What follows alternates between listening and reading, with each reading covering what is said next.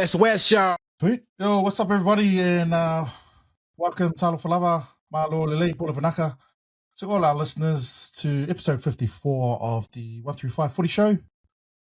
Tonight, I'm your host, Simon Amani. I'll be navigating the team today, playing in the house. I've been promoted to halfback. Due to disciplinary reasons, our regular host, Tana Valini, has been stood down in reserve grade. And he's having a sabbatical out in Bali. Big ups to our regular host, Tana Valini, who's probably listening in there. And I'm joined by three legends of the show, man. And it's been a while since we've seen this fella. He's coming alive, just like his Panthers team. I'm going to introduce first Tama Kalava, coming out from Ranui, man, in West Auckland. Malo, Tama. You know, it's about that time of the year. Panthers are gearing up for the finals, so thought I'd jump on, make appearance. Me and Cleary back from 8 weeks out. Just like that's time for the finals. The business end of the year, bro. You're popping out just like your team, eh? Yeah, that's the one. Business time, baby. Also got our regular correspondent and WesWes sports writer magazine, Bob Savalera, joining us from Northside Okolangi. Malo also. Malo Simon, it's good to be back and to join you guys. It's good to see a big crew on this evening, so it'll be some interesting banter on our chat tonight, boys. I love the jersey, bro. Still staying strong, man. You're one of the most loyal supporters there are, man. Always. First time in NRL history, sold out all the home games. Warriors. That's true, right? That's true. Got a plug for all the home fans there, you know. My man, good to have you still. Warrior Nation. And last but not least, we got our fellow WesWes sports columnist / rugby union analyst / comedian, Roger. Welcome to the show, bro. See you, brothers. I threw that in there, your columnist, because there's a good time to plug the WesWes Sports magazine coming out this week, bro. And you got a special piece in there about your legendary career in the Auckland club scene and North Harbour club scene, bro. Looking forward to that, man. You good writing coming up. Too soon. Yeah, we'll see how that turns out. Yeah, and I haven't seen you in a couple of weeks, bro. So congrats, man. Congrats on the 100 for Wada and the 200 games for senior rugby, man. That's an awesome feat, bro. Well done. Thanks, Soy. No, it was good. It was good a couple of weeks ago. Good celebration with some of the boys over there. But yeah, also, man, great to have these all on board, man. Before we rip into some of the topics, bro, let me just plug the website, man, WesWesNetwork.com. That's where you'll find all your links and all information regarding to the WesWes Network material, man. You'll find everything, articles, like I said, links to all the podcasts, and all in relation to pop culture, sports, lifestyle, all from Polynesian perspective. So, yeah, we come out on the WesWes Network umbrella, man. You'll find us there alongside with all the other entertaining Polynesian-themed podcasts on there. Some really great writing from the likes of Bob and all the other great writers in there. And like I said before, man, we've got a magazine coming up this week, so look out for WesWes Sports Magazine, the latest edition coming out this week at all your local places where you find them. Yeah, boys, so we'll rip straight into it, man.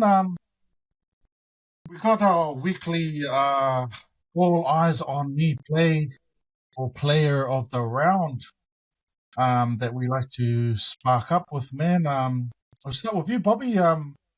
Anything in the latest round, the last round that you saw that took your eye for All Eyes on Me player of the week? Yeah, my one, this is probably one for Tom as well. You'll probably agree, is Cleary, man.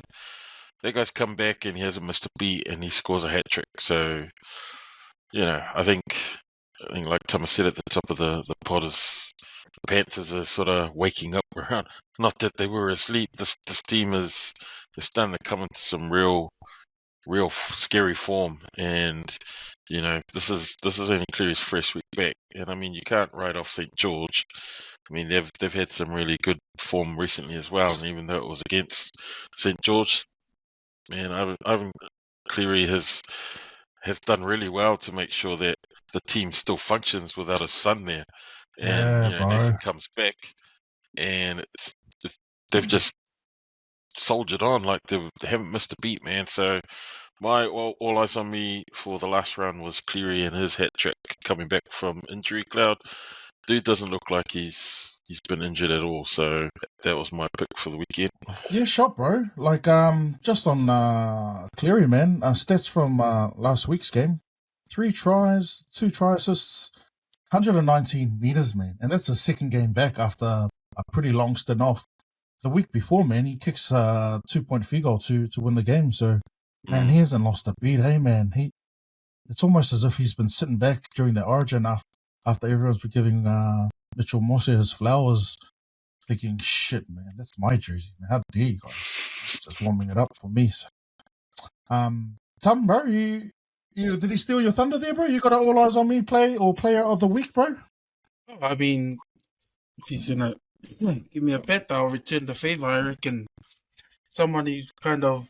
I watched a lot of Warriors games, and someone who's kind of been like not under the radar because he's always been a gun, but someone who's really good was Funua Blake. I think just quietly he's having a pretty good back half of the season. I think he was really involved in that last game. I think I read somewhere like the only person taking more hit-ups than him was RTS, and that's for a prop. That's pretty high work rate in this day and age, considering they're mostly just like it's mostly the back 5 or back 3 doing a lot of the carries, but that's a high work rate from him. And just the eye test, he just looks really good. You know, after all those rumors coming out about him wanting to leave like mid-season and stuff, I reckon the Warriors look really good when he goes well. Yeah, bro. No, good call. Good call. Yeah. Sharks getting a Funua good Blake. player, man. I think it coincides with their performances. When they win, he plays well, eh? When he plays well, they win. Yeah. Rog, Oos, I know it's always a busy weekend for you, bro, but the games that you watch and what you saw, man, any play or players that stood out for you, bro? I think the obvious one, like Bobby mentioned, for Cleary coming back, right? A few guys that I sort of give the all eyes on me was seeing Pappenhausen come into his own. Has some good runs for the Storm against the Eels. So you know he's almost like he's as if he was never injured, but it's good to have him in the feature for the Storm again. And probably at a good time for the Storm leading in, you know, because they've got a heap of new players, as we touched on last week, that are making some noise with the Storm, some unknowns, but, you know, easily becoming household names. But then also Harris Tavita having a better time with the boot this week with the Warriors. But I guess my biggest one is seeing Roger Tuivasa-Sheck at fullback in the inroads and the impact that he can have, the space that he has, and the more time with the ball and being able to make some good runs there against the Tigers on the weekend. Yeah, shot, bro. Yeah, that's a good. We'll come to that when we preview last round's games. But yeah, man, it's good to see Roger. I'm not saying whether it's a good call him playing centre or forward, but just his footwork and the way he brings back the ball, man, it's just one of the better sights in rugby league, man. So yeah, bro, good call, man, good call. I'll throw mine in there, man. I'm gonna go with the doggies. Not only their performance on the weekend against a real guy, Brisbane Broncos, but man, this was a Brisbane Broncos home ground on a hard turf during an afternoon game against a really quick Brisbane Broncos team. 40,000 people, man, watching, man, and these guys, the whole team just performed out of their skins, man. But not so much the team. We'll go into the game in more depth, but I saw a really crack up Liam Knight, who wasn't playing, but he was in the changing rooms afterwards, and they were pulling out the Broncos crowd chants when they score, man. Dun, dun, dun, dun, like a real mocking shot at the Broncos. But I was there at the game, man, with the family, and you know what, man, I really appreciated was even though it was my team, the Bronx, I was really happy. Like, number one, for the fans, man. There was a shitload of Doggies fans there, man. But just to see a club who, me growing up in the 90s was always strong, man. Early 2000s, always strong. And you see this team have been really kind of struggling the last 10 years. And, yeah, it was just good to see the fans enjoying it. Good for the club. And like I said, we'll speak about it more in our preview, bro. But I think the Doggies kind of almost solidified, like, perhaps not top 4, but they'll be a force in the top 8, and they got an upset in them, man. Yeah, before we move on to our topics, we try not to be too negatron here on this program, but anyone got Gaia Kele awards for the week, man? Something that took your eye, like maybe a player, official, coach that just botched it or did something really bad. Bobby, Gaia Kele award for you, bro? My Gaia Kele award goes to the Dolphins, that whole team.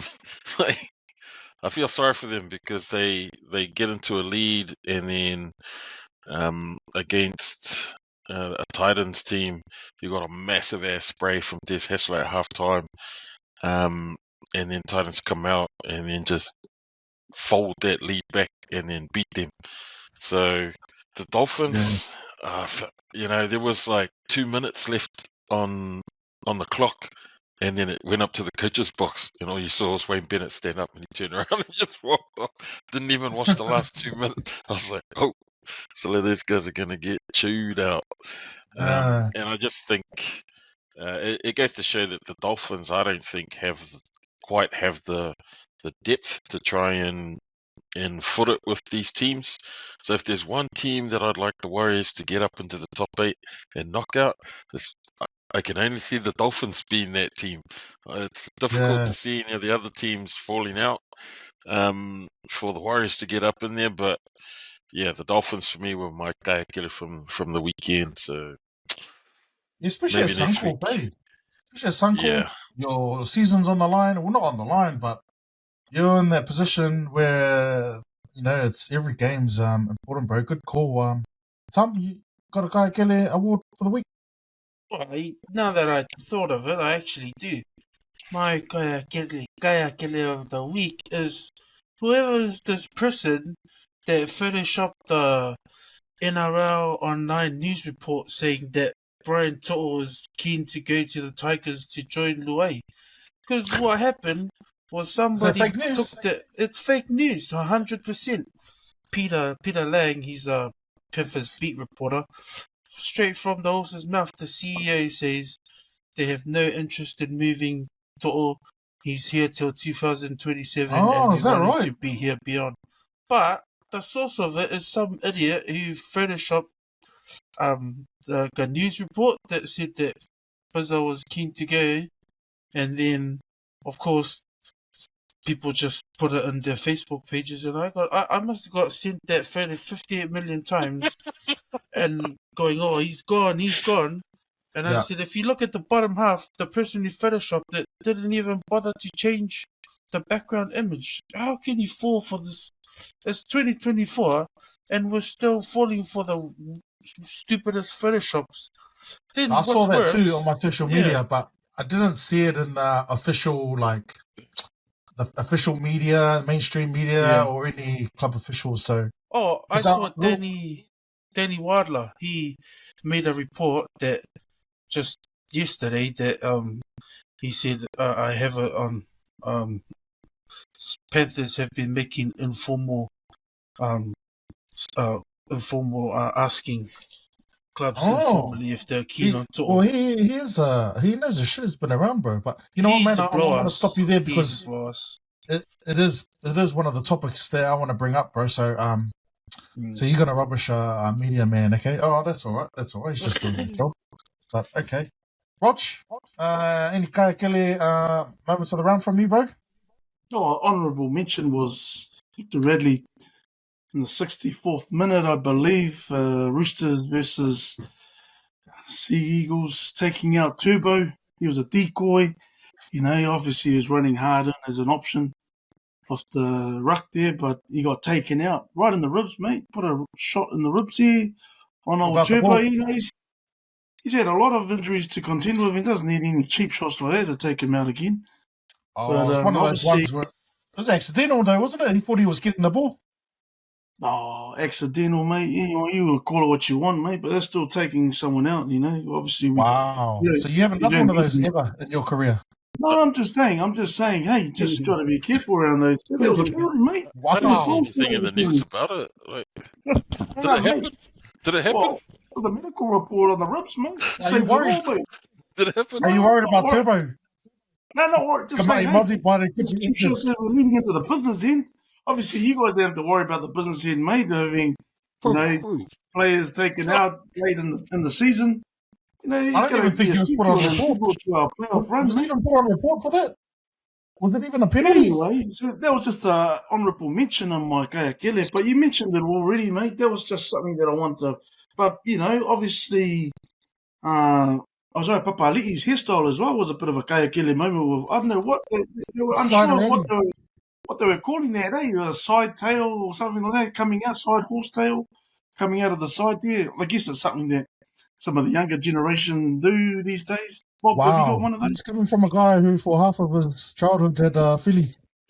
Hey, mate, that was the full plat. But he had a whole fade. Like, he had gone to the barber's, probably spent like $50 on the haircut. And there's a little square piece down in the corner of the back of his neck there. And what's your issue? Is it because of the ready itself or the location of it? Well, just that it gets a lot of airtime. We're trying to watch football, and then the commentators are commenting on that. So those are two honourable mentions. But my real kaiakele moment is, you really mentioned it, it's been touched on quite a bit. In 8 days, within 8 days, we had a second Queensland team lose at Suncorp. And that was with the Broncos versus the Bulldogs. They capitulated, even though the Bulldogs have been doing awesome this year, but the Broncos had no response. And it was just that, it must have hurt any Queenslander, let alone the Broncos supporters, to have, within 8 days, 2 Queensland teams lose. Well, the Titans won a couple of days later, mate. Anyway. No, those are my two moments. That's you don't have to counter what I'm saying. It's just, I'm just putting it out there. Thank you very much. No, that's good points. A bit harsh to attack players' hairstyles, though. But you're entitled. You're entitled to your opinion. That's his prerogative to have a hairstyle, and I've seen a lot of it in and around the traps, even within local grassroots club rugby. But it's everywhere, and I think if you're seeing it on NRL on show, then it filters down to club rugby league. Just within your normal areas. So all the power to them, but it's just something that I wouldn't really go to the barber for. Anyway. Shop boys, I'll quickly chuck it in there. I'll actually copy what Rog said there, and I'll mention that game. But the whole Broncos team, really, I was going to say that left-hand defense, but man, throw the whole squad in there along with Kevy. There's just, when your season's on the line and 40,000 people show up to watch, and this is a must-win situation, and you throw up that Busiki performance, bro. It was hard to take, man, and all credit to the doggies, but that is not hard-earned money too. So hard-earned money, from the punters. How much did it cost you? How much did it cost you to take your family on an outing that ended up in a very disappointing, depressing outcome? Exactly, and then you got to deal with the kids pissing in the back seat, driving home, and it costs an arm to buy the tickets, and then the leg and the fucking more and everything for the fucking chips and the beers, bro. You know what I mean? It's not cheap, man. Cost of living's going up. You know what would have topped it off though? You should have just streaked. You should have just jumped on the field, mate. Give them something to. I know you did it ages ago when you had all the football when you raced in the Queensland game. Years ago. You got tickled. Fake news, mate. Now, sharp boys, there was some good awards there. Just for future reference, Rog, we're not doing. I know it's Olympics, but we ain't doing gold, silver, and bronze here, bro. Just see how the prize for my money. Sorry, just too many to choose from. Too many moments. Before we rip into some topics that come out of the previous week, man, I'll just quickly mention the Olympics, man. Did you guys catch any of the teams, any of the games or the sports? Fuck, it was a bit disappointing to see our Sevens boys, New Zealand, go down against South Africa. That would have been at the moment, still the tally today. We're on 0, but Bobby, anything capture your eyes the first 4 days, bro? Not really. I have read up on some stuff around the opening ceremony, which I missed. I didn't watch it live, but I've sort of caught a few things. One of the biggest things that is sort of blowing up around the world is this Last Supper sort of portrayal that they had So during the controversial, opening right? ceremony. Well, apparently it wasn't meant to look like the Last Supper, but it ended up in lots of like Christian groups, What do you Catholics mean? They in did that shit on France. purpose. Yeah, they're like transgender. They got some. Yeah, it was real interesting. But you're right. With the Sevens, that was disappointing. What was funny is those guys' Olympics were over before the opening ceremony even started. They've got like soccer and rugby that play their round robin pool games before the opening ceremony even starts, and I don't understand why Well, I that think the is. Like, rugby team were already back in Apia before the opening ceremony. Yeah, that's quite weird, eh? To have a couple of sports start beforehand. yeah, and the thing that caught my eye wasn't a sort of happy story. It was the story about that Samoan boxing coach that passed away at the Olympic Man. Village. That was, I thought, well, this guy two days into the Olympics and then well, sort of make whakaur command Yeah. line. So that's going to impact on not only that sport for Samoa and boxing and Otto, but also the whole Samoan Olympic team. Like, those guys are like family, so you might think that they can sort of close themselves off from it, but it's going to really hurt Samoa's chances of performing to the best of their abilities at this Olympics, having that happen to them. And that's on top of stories that have sort of come out of the Olympic Village about really crap facilities. They've got like beds made of cardboard. Yeah, because they're trying to make this zero carbon footprint type Olympic Village, and so the beds are made of cardboard and the beds are made of some sort of recyclable plastic stuff, and athletes have complained about it. They're not getting good quality sleep, so they're not going to be able to get up the next morning to go and break world records if they're getting terrible resting periods before their event. So yeah, like there's lots of negative stuff that's sort of come out of these Olympics already. The Canadians with their spying on the football friends. Nothing happy for New Zealand. Like, good win from them. Just some crazy stories. Yeah, crazy stories have come out, and we're only like a few days into the Olympics so far. Hey, Rog, anything take your eye in the first 4 or 5 days of competition? Yeah, just to touch on what Bob was saying, because I think it was, there's been people that have, there's a misconception about what that portrayal of on the opening ceremony, but I think it was a reference to the painting, The Feast of the Gods. And so that's where, and then it's obviously looked like that, you got a lot of people of faith that have jumped on it because it was similar to, they're trying to portray that Last Supper scene, but I think that's where everyone's come out with a bit of an outcry. But anyway, Luca Jones, canoe slalom, she placed pretty good in the final. I think she was sitting in third at a time, but she fell down to about 7th in the pecking order once all the big guns had gone through. But she still did well. Also, there's a young Kiwi swimmer that's featured in 2 finals, placing 4th in her first final, and then and that's still commendable. I mean, you look at the teams like the Sevens, the obvious ones that we expect to medal, and then they fall out, and then all of a sudden they're calling for heads to roll and a restructuring of the program leading into the Olympics. But then you look at people that just, get personal bests or who just missed the podium by coming fourth, and yet is money still being thrown at that, or enough money at the programs for swimmers? I'm not sure where all the funding comes from, but then you get some people like that and they just finish outside the medal and also going into a second final. I think it's later on tonight. And then people like in the canoe slalom, we don't really hear too much of that until the Olympics and those kinds of sports, because they don't have the backing, they don't have the airtime or the television sort of airtime and airplay. So it's good to see them feature and do well. But I think the most interesting one for me today was the skateboarding, and it was quite a awesome competition. And the Japanese that won it in 2000. The first time it was in 2020, the 2021 Olympics that were held a year after 2020 due to COVID. He went back to back in interesting format as to how they do it. They have a run that they can do as many, perform as many tricks within a certain time frame. They got two chances at doing that in the final, and you got to score at least one, and your best score will carry through.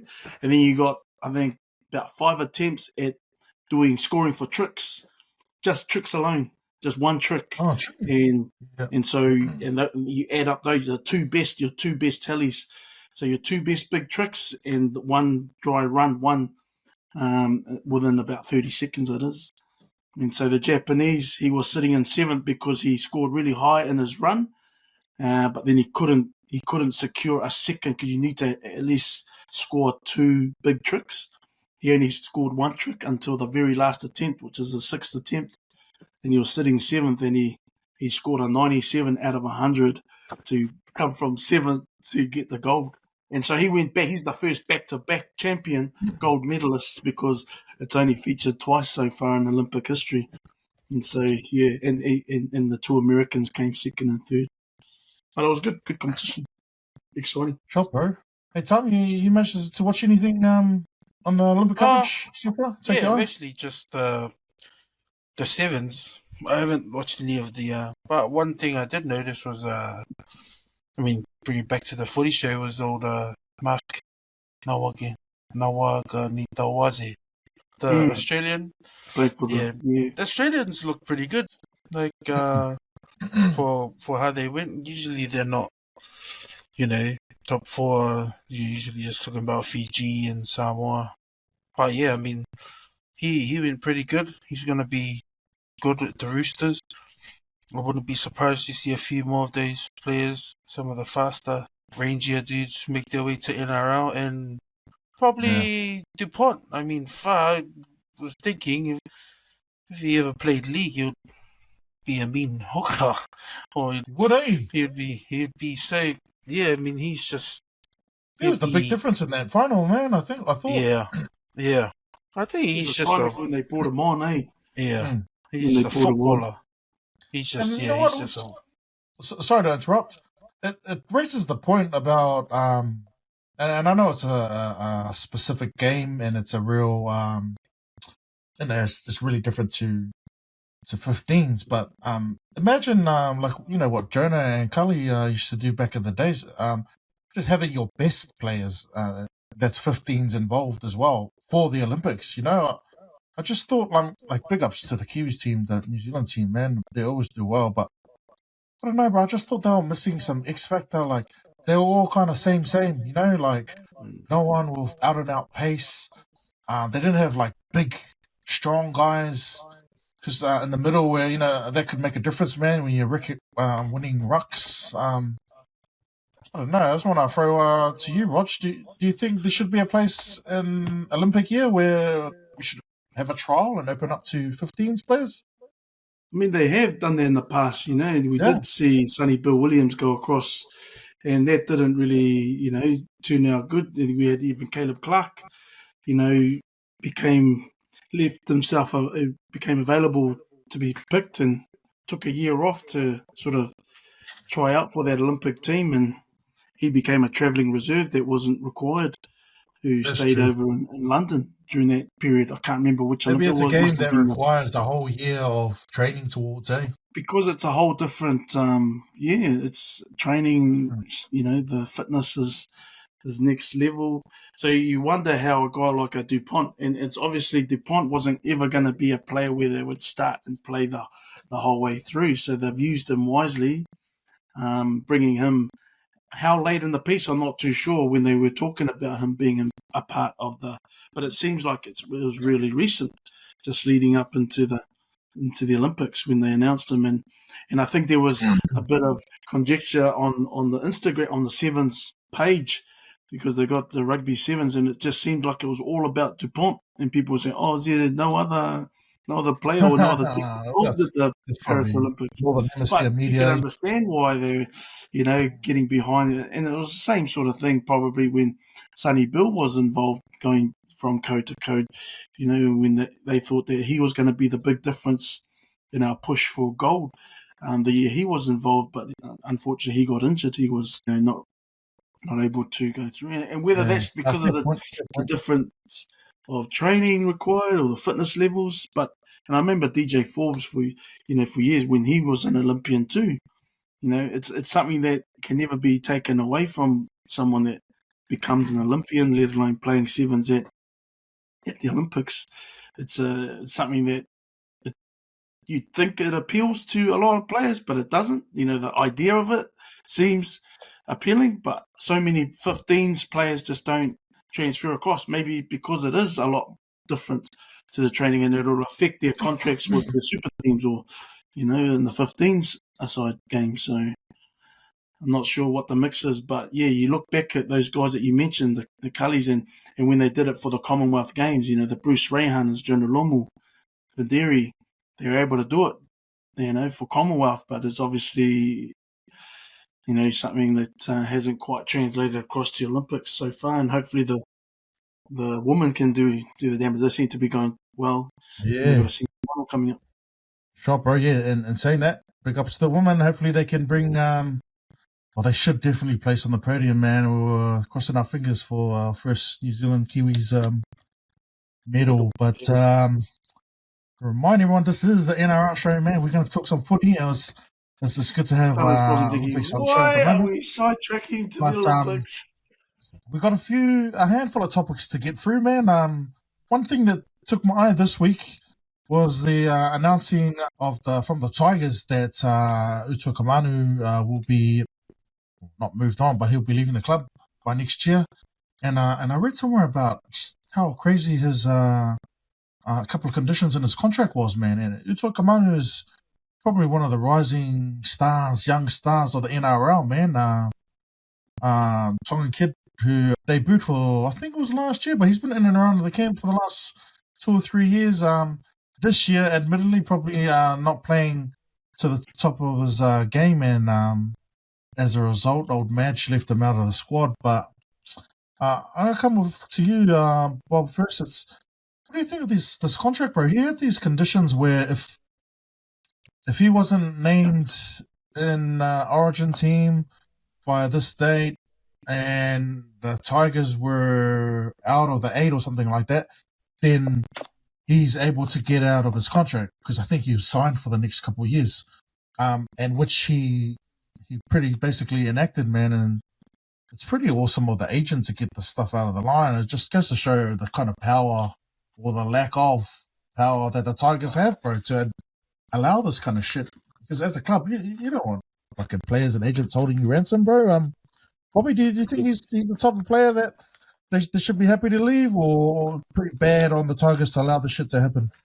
What it sort of highlights is that the Tigers are in a really, really bad place. If you've got players who are able to negotiate those kinds of clauses into their contracts, where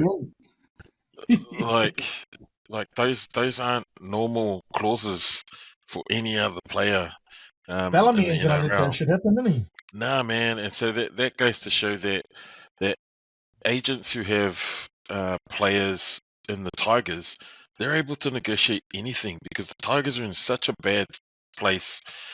Not just fiscally, the clubs had a lot of turmoil around their board, around coaches coming in and out, players not wanting to play. There was all that shit that went down with Nofolumo when he was loaned out to the Yeah. Storm, and then when he came back and he wanted a release, and then they said no, and then they dropped his ass back to like reserve grade. All of that sort of stuff that's played out in the last couple of years.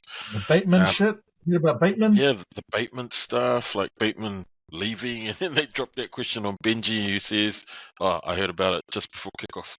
Stuff like that. Yeah. It really highlights that the Tigers are in a really bad place, and good on those agents for trying to negotiate and getting those clauses put in, because you don't want your players to be at clubs that and then get locked in, like that deal that they offered him $4 million for 5 years would have locked him in for 5 years.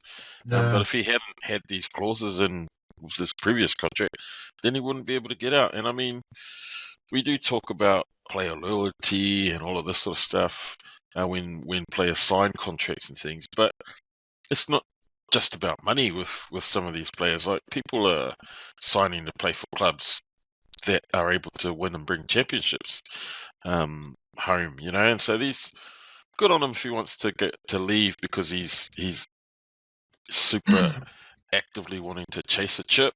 I feel sorry for Benji and all the other guys that are still there. You've got flipping Lockie Galvin who had his bloody manager in his ear trying to cause all of that stuff earlier on in the season, saying, and then all the media news that broke out saying that Lockie Galvin wanted to leave, and then Mark Guy coming out saying, these young players, they just want to break contracts when they should just knuckle down and try and play the best they can to get the Tigers out of this hole that they're in. But what's that guy's agent? That Moses, he's Isaac Moses. Isaac Moses, yeah. That guy's a snake, man. He always tries to do that sort of stuff. Yeah. But good on Utukamana for having that clause in there, enacting it. Hopefully he'll be able to find a club where he can actually play better, because lots of these guys that leave Tigers and leave clubs that are performing poorly, go to a better club, all of a sudden start flourishing. And Isaiah Papali'i's one of them. He leaves the Warriors when his form was real average, goes to the Eels, starts calming up. And even when he was at the Tigers before he got injured, he was like their best forward. So hopefully he's able to go to a club that will then see him perform better than what he has been at the Tigers. You just see the Tigers players every game. You sort of watch them, and they struggle, man. And on Friday night, watching them, happy for the Wires to get the win, but so they Tigers were just playing terrible. Uppy missing the kick to touch. Why is Uppy even kicking for touch? I was like, do they not have any other players that can kick further than him? He was kicking like 30-meter kicks, and I was like, man, these last tackle options for the Tigers are terrible. But I'll take the dub, man. That begs the question. Sorry, Wills? It begs the question, what are guys like Api Koisa, what have they got? What clauses do they have in their contracts? Or with a Jerome Luai coming across, someone like that? Like, is he going to be commanding some sort of clauses to be factored in as well? Man, there's Api with this one guy. You lose Api, bro, and the ship's fucking water's coming in the boat. But I wanted to throw it to Tom about, if we could stick to Otto Kamara just for a minute. Obviously, he's not staying for the Coupe, man. Like, $4 million for 5 years. What's that? $800K a year? I mean, for Island family, shit, man. That's going to set yourself up. Look after your parents. So he's chasing success here, bro, and it's almost like he's looked at Luke Brooks and his career at the Tigers, and he never made the 8. Could possibly make the 8 for the first time in his career this year. But who do you see? Tama, the third, Doggies are interested in him, and he's had meetings with Bellamy. If that's your son, bro, where would you want him to go, man, for the betterment of his career? Of course, you'd want him in a good system. like a system maybe that won 3 premierships in a row, obviously.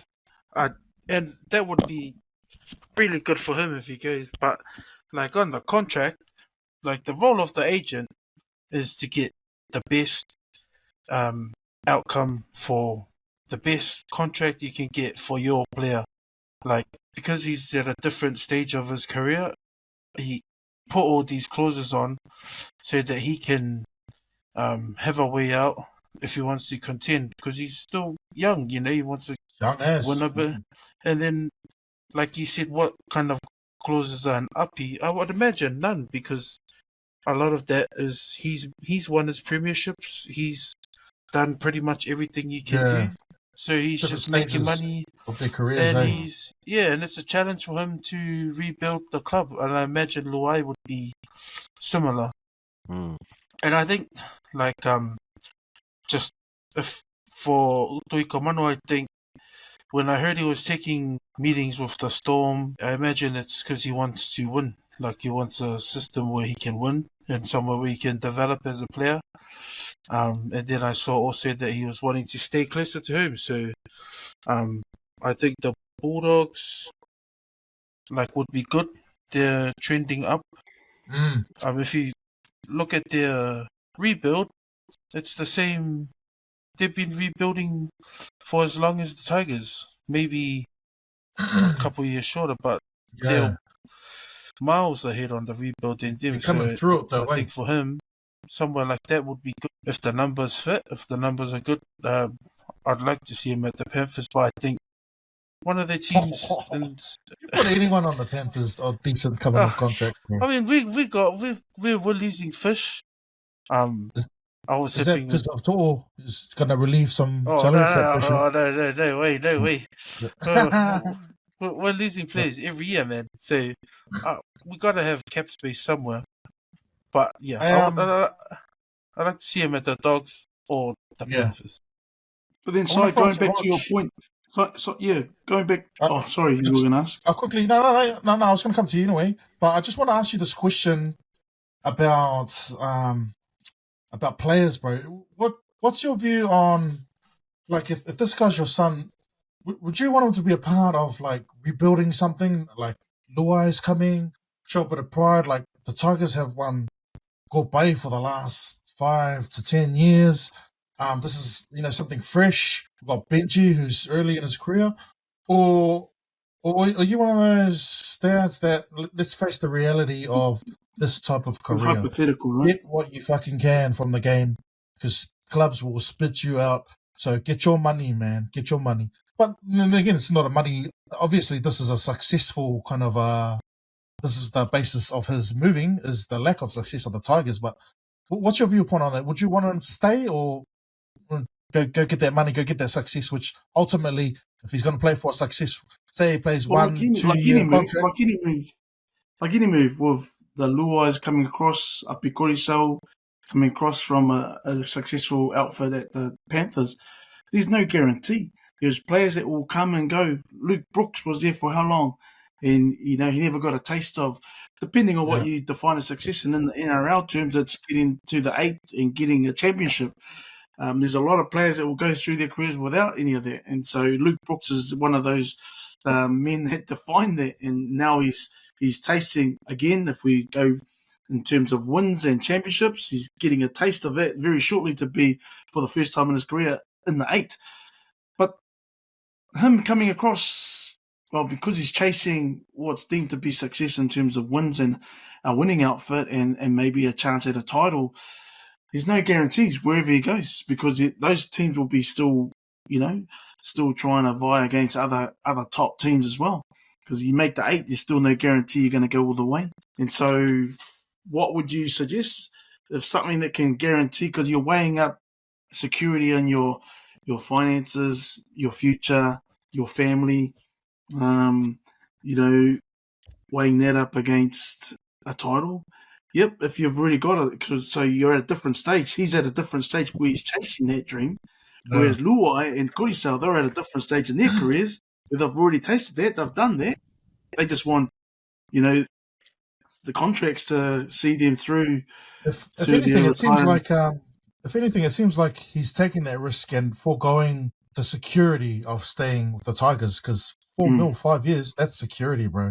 Whether you make the 8 or not, Absolutely. you're But gonna there's get your no money then. guarantee. But I think, like everyone's mentioned, he's wanting a successful team, because even with the guys like Luai coming across, that's not going to keep him there.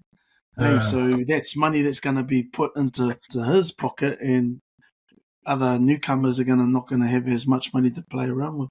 So he's going to be obviously one of the marquee players along with Kuri. He's chasing the title. That's what it seems to be, but there's no guarantees where any move going to a successful team, he could still be waiting a wee while before he gets it. And then not on his terms, he could get dropped. He could get let go, like we've seen many players do as well. Hey, Josh Schuster, there's not a promise with Josh Schuster at Manly, and surely. you know, That's a discussion someone for another on day, good but I want to coin. come to him eventually, or will, one of those "where is he now" kind of ones. But Where he's is too he good a now? player to be. Yeah. But because of time restraints, man, let's rip into this business about Cobbo. He's been questioned by the police in regards to a domestic incident, and usually when you see these articles at the bottom of the article, you see the media outlets put in Ngumela for, if anyone's suffering from any domestic abuse, please ring this hotline.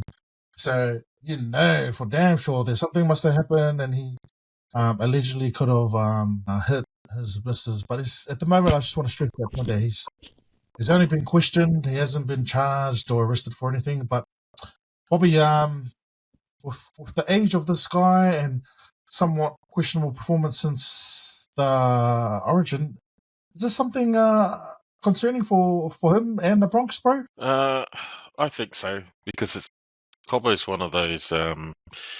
He's an up and coming young star at the Broncos, and so he's kind of being portrayed as guys to look up to in terms of young stars at the Broncos. Cobbo, Reece Walsh, all of these young players that are coming through. This sort of news, it's terrible because he's only a young fella, but it's very similar to sort of news that breaks about guys like Latrell Mitchell. Anytime news that breaks that's sort of anything negative around the Indigenous players, it's always a bad look. Cody Guys Walker always already gets get into the bad run of the media coverage anyway, eh? yeah, and it's like you don't really need any more of these negative stories around these young boys that are playing, because at the end of the day, they're just rugby league players. They're not meant to be role models for life or for Yeah. they're just sports players. And lots of people hold these sports players to a really super high standard when they shouldn't, because they're not meant to be the best fathers or the best young men, or the best in relationships, or the best on interacting with fans on social media or anything. They are just rugby league players, man. So Yeah, bro. the standard that they get held to is super high because they're in the public domain and they're in the public eye. But it sounds like a young fella having problems with his relationship, but it's gonna get all sorts of shit blown out of proportion because of the fact that he's a NRL player and he's playing at a glamour club like the Broncos. So yeah, the NRL Integrity Unit will look into it and see what happens. But yeah, it's been nothing more than just that he's been questioned. But then we start talking about it, like on our podcast and on other media sources start talking about it, and then it's all of a sudden this whole negative shit just sort of blows The up stories in start this getting a roll on. massive mushroom cloud Yeah. of negativity around them. And man, we already see that these guys, these young guys especially in this day and age, have really, really fragile mental states. Exactly. Good point. Latrell Mitchell is case in point. And these young guys need support. They need their clubs to support them. They need their fans to support them, their families. And having stories like this and they're going to be reading this stuff. It makes me wonder what sort of support structures that they really have, and whether they even give a damn about these players when they publish all of this sort of stuff. Good points, bro. That's Good my points. Just for sake of time, man. Rog, can I just roll on to you about Alex Johnson from the Rabbitohs, who's second highest placed try score for the moment. He's got 17 more to overtake. Ken Irvine. Kieran Irvine. Thanks, Tom.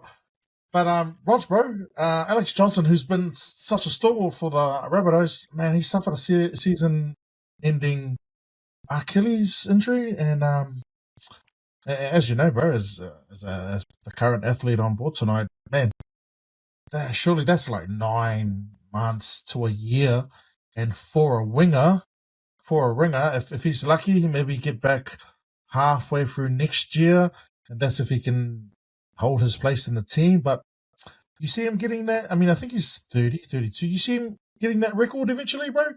If he's got another 2-3 years in him. Because of his strike rate, he was on track to getting it.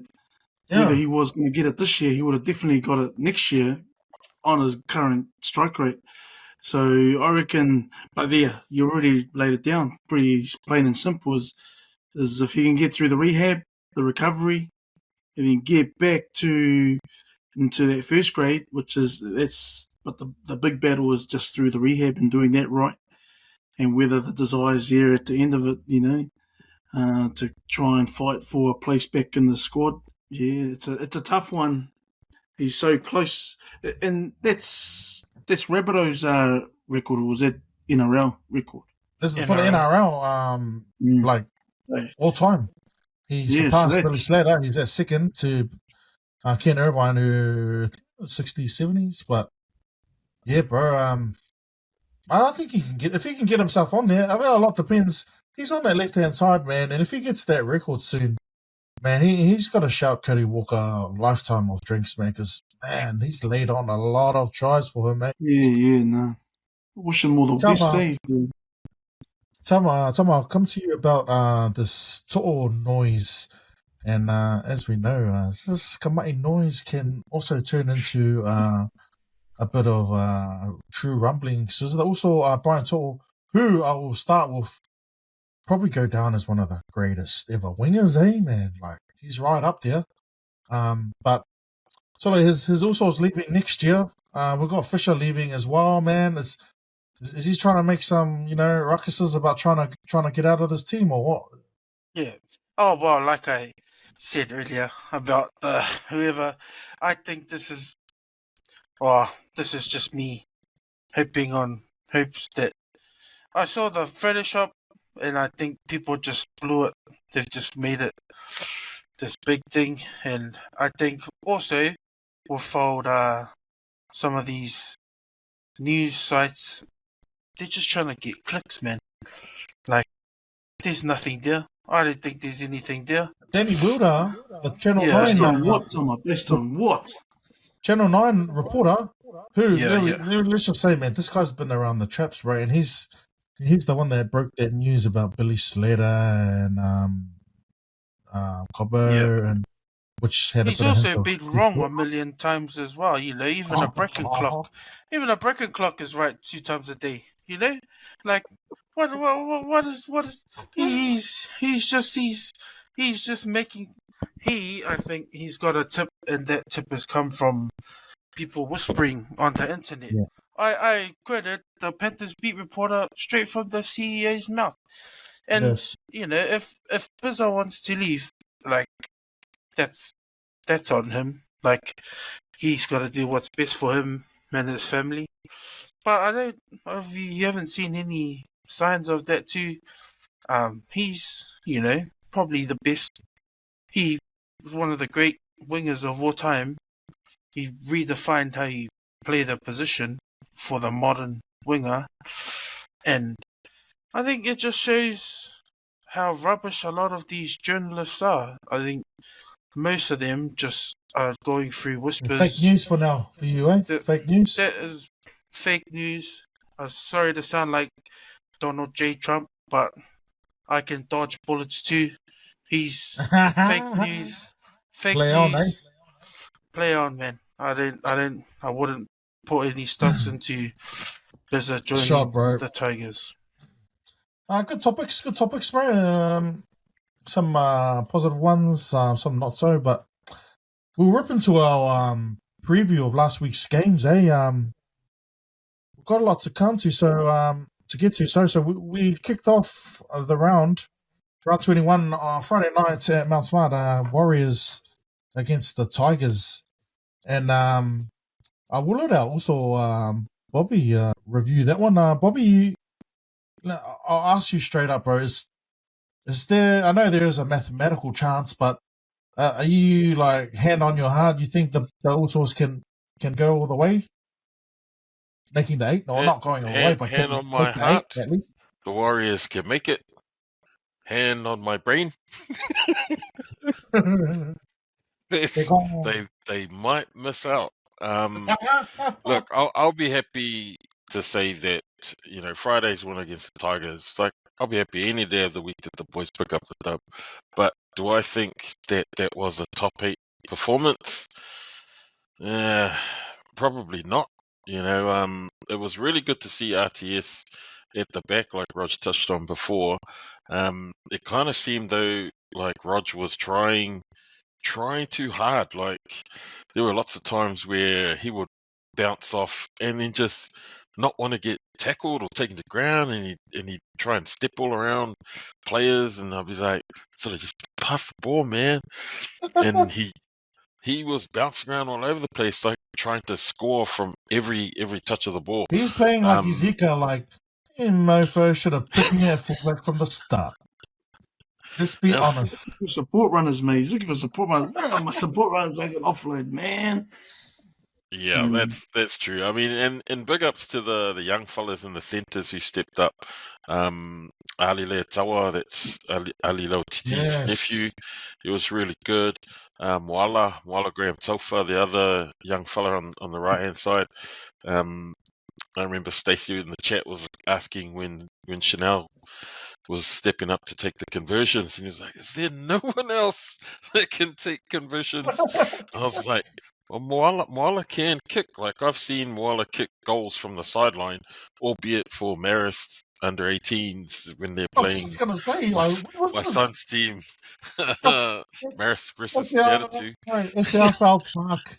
It's in our crowds, bro. Come on, right? Nah, man. I think Moala's got. He's still able to kick goals, I reckon. But, you know, good on Chanel for getting that monkey off his back. Honestly, I was like, the first 2 tries when they were way out on the side, I was like, do you guys not understand the pressure that Chanel is under? They're fighting a score. The try's a little bit closer to the post so that he can at least. And then that 3rd try, I was like, oh yes, finally. And then he was able to get the kick over. Like, the game was good to watch. You know, the crowds at the Warriors home games have been phenomenal. They've been amazing. You can really tell who are the bandwagon people, because they are constantly getting up out of their seats to go and like get drinks and get food. And I was like, these guys must be rugby union supporters. jumped onto the league, because you can't take your eyes off any second during an NRL match, because like, you step up, go for the willow or whatever, you come back and it's just like, sorry, what happened? 2 tries have been scored. I think regardless, if whether the Warriors make the 8 or not, I think a lot hinges on their performance, because they've sold out all their home games for the whole year, and so they got to come to the party with the support ales. Like, they've done so well last year to build this all up, and if they not only miss the 8 but play shit and have shitty performances, man, there's going to be a lot of loss. Not so much support, but goodwill that they've built up over the last year, bro? I think one of the things this year that I've noticed at home games is that even when the Warriors have lost, if they've played out of their skins and it's been a close loss, like, fans have walked away happy. Like, they haven't walked away grumpy or anything like that. It's been a family atmosphere. Yeah, they haven't got to sing the winning song. Well, that's what I mean. Like, that's probably been the one performance this year where the boys have played really, really that was such a shit game, and no one across the park, I don't think, put their hand up for that game. But they're one of the stats heading into the Tigers game, or was it the game before? They were talking about how 9 games this year have been decided by 6 or less points, and the Warriors have gotten a draw, and they've won 3. Oh, yeah, won 3 now, Ones. Yeah. and they've lost 5. Yeah, so they've lost 5 by 6 or less, and so heaps of close losses. Those 10 points off those 5 losses could have changed the whole outlook of what the NRL ladder Even that would look like now. That Manly draw Yeah, with our Manly leading draw. Doggies lost by 1. The loss to Storm by 1. It's one of those seasons, man. But I keep the faith. One of those seasons. Before I move on to the second game, quickly from Tama, Warriors, are they make the 8 or not? No. Well, no. I think mathematically possible, but is realistic possible or no? Are you asking me? Yeah, Rog. Yeah or no to the Warriors making the 8? Negative. They're out. It's a congested bottom 8, bottom half of the 8. But yeah, I think a team that loses 66-6 to the Titans, mate, they don't deserve to be in the 8. I'll stick with you, Rog. Game 2 was Friday night. Following that first game, the Warriors and the Tigers was Eels and the Storm. And Storm convincing winners 32-14. Perhaps not so much the review of the game because, let's face it, Eels are in a battle for the Spungy at the moment. But, Roger, I just want to come to you about the Storm's hopes, man. And this is a powerhouse club. And I don't know how the last time they missed the 8 was I don't know, surely it's been over 10, 15 years, but they're definitely premiership contenders, bro. Let's be real, them and Panthers, man. Have they got the team to beat the top of the Panthers also? I reckon so, and they've got a few guys that are just coming into their own this season there. Domini, there's a few guys that we mentioned last week that were just sort of unknowns before. Nick Meaney, Jack Howard. Even the lesser names are playing awesome, eh? So some of those guys, that we not really seen before. But then you got your Cameron Munsters, you still got your, and I think Sua Whanong was out this week or was out. But you still got the big in. Trent Loiero is another one. So some of those guys, coming into the back end of the season, I think they're in a good position. Pappenhausen, as we mentioned earlier on in the pod, and he's coming into some good form, as what he was before he got injured, sort of thing, with his injury scares. But I think another powerhouse is going to be a tight tussle, not only for the top 4, but I think it's going to be hard to knock them off the perch, like you say. A team that's been there, done it many times before, regardless of who they lose and who they have to fill in. They got a bit of a Crusaders, Canterbury Crusaders billing to them. Bit of a dynasty that happens there, and they've just been able to churn out good players year in, year out, and good results as well. So they'll be a tough team to beat, and them beating the Parramatta Eels on that day 32-14 as well it was a good fight from the Eels, but it was, I think everyone knew as usual. Storm have only missed out on finals 3 times in their history. Damn. In the whole history? In their history. Which is going back to what? Like 98 or something? 99? 98? 98. 98. And one of those times was 2010, which was the last time. That was when their points were reduced to 0 because of their salary cap. And not only top 8, times, but I think they've been there or thereabouts in the top 4 for a long time, man. Yeah. They're definitely be up there, man. If Utoi Kamanu wants success, that's where he's got to go. They'll probably be on less money there. Tama, bro, we'll come to you for the third game. which was dubbed to be one of the games of the rounds here, man. 42,000. The crowd come out, the families come out. Unfortunately, the Broncos didn't come out. But I want to pump up the doggies, bro. And this is also Oz's team. And you know how much abuse I'll be getting from this guy after this game, bro. But they're definitely in my 8. They think they can go on and be the 8. But come finals time, bro, do you see the Stocks team shaking up any of these teams from the top 4s?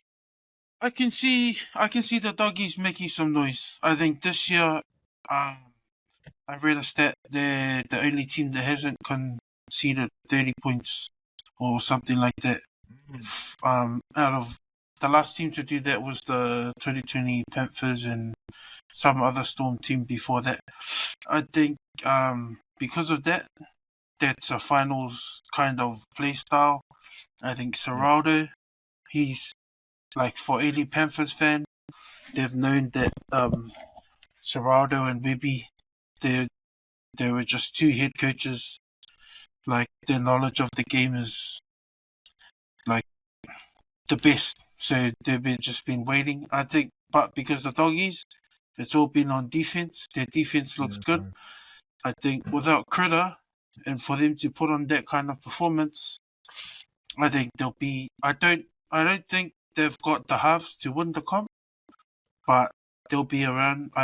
Will they be? They might be there around preliminary time, and if they fix that, they'll be all right next year. But I think they do have the cattle to make a deep some run noise. in the playoffs. Yeah, make Pull some off the noise. upset. I think Serrato's definitely got to be in contention for Coach of the Year. But what I saw, I mentioned earlier, I was there live, and I thought it was a good battle in the forwards. Like, the middle of the Broncos put them under a bit of pressure because, you know, the pack, there's people always say about the doggies, they don't have a big pack. But I thought it was a credit to the halves and where they made inroads, bro. They just Fasioki the Bronx out wide, man. Yeah. What I- you know I very think well. You go on. I think that was more of the edges. That is more of a Broncos issue than what the Bulldogs were serving up. Yeah, I think you really, if you watch that Bulldogs or that Broncos team this year, I think they really missed Capewell because that It's that edge side, defense, that edge is just, yeah, they're getting shredded a lot. I've hard. watched and I think because you got Paddy and you got Haas in the middle, there's not many forward packs you can match the Broncos. Even the other ones that come on, I don't know their names, but the Broncos middles. So, You know, he goes right in the middle of these Yeah. guys. I think they're just getting the other, shredded on the there's edges. definitely lack of depth, eh? Yeah. But there's an interesting stat I saw, and I'm trying to make excuses, but the top players of Reynolds, Walsh, Ronald Walsh, Haas, and Carrigan and Mam. The 5 top players. They've only had 5 games together, and the reason why I mentioned that because you just made a point. The other cast of the band just not playing to potential, which is very zero excuses. Look at the fucking doggies, man. They're not as half the talent that the Broncos got, and just not performing, bro. Before we move on, well, quickly, there is a mathematical chance. I think they can't afford to drop one. They drop one more game, and they're gone. But Bobby, Broncos, can they make the 8, bro? What a stupid question. Nah, I think Broncos are on a slide, bro. Like I mentioned this many weeks back They're before still they on went that on same this. slide, eh? Before they went on that 6-game loss. So Yeah. and it all coincided around Reynolds being injured and going off. But not only that, like they didn't have any players in the team that were stepping up, just controlling the likes of Reece Walsh. Like that guy is X factor, but you got to temper that stuff with sort of slow down. He's gone back to Nigga, his can you Warriors. please? Yeah. Can you please Some come? diamonds. Yeah, and So I think once Reece Walsh starts getting that maturity into his game, once he starts having that self-awareness that maybe I don't chip the ball without telling the rest of the outside backs that I'm going to do it. Hey, no, Jason. That sort of stuff. Like they've got a young team, like the Cobbos, Benga, Reece Walsh. Like they'll be good for it. These sorts of experiences moving forward. But my concern has always been around leadership, like Garrigan, Haas. When Haas has a stink game, and he's not a talking guy, he's an actions guy. But when he's having a stink game, Carrigan, I haven't seen him sort of just pick up the slack of leadership whilst Reynolds has been out, and like there's been really no one in the Broncos that sort of put their hand up to say, well, I'm gonna lead the team out of this hole. That's been my issue with the Broncos this year. Stacked full of talent, but guys are not leaders. They've got heaps of X factor players, but no one guy like Adam Reynolds to rein all of that talent in and then just unleash it on the field when it's meant to be unleashed. But no, I don't think the Bronx are going to make it. They could prove me wrong, but yeah, no. It would have to be a miracle turnaround. Hey, Roger, real quickly, I want to ask you first, doggies, bro. Can the doggies, you see them being able to beat the likes of Roosters, Storm, Penrith in the final game? They've had 10 wins, man. 10 wins out of, and 8 losses. So I reckon they've had a good season from last year. And like you guys mentioned earlier on, from building up, rebuilding for the last few seasons, getting a few guys, acquisitions into their roster, like the Steve Crichton. But do you think they are capable of footing it with those teams come finals? I think they can. What about the Bronx, bro?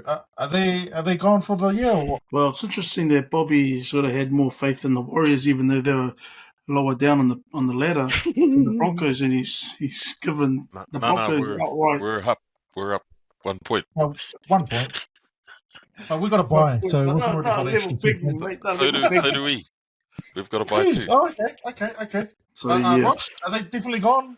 The Bronx to you? Yeah, Broncos are gone. All right.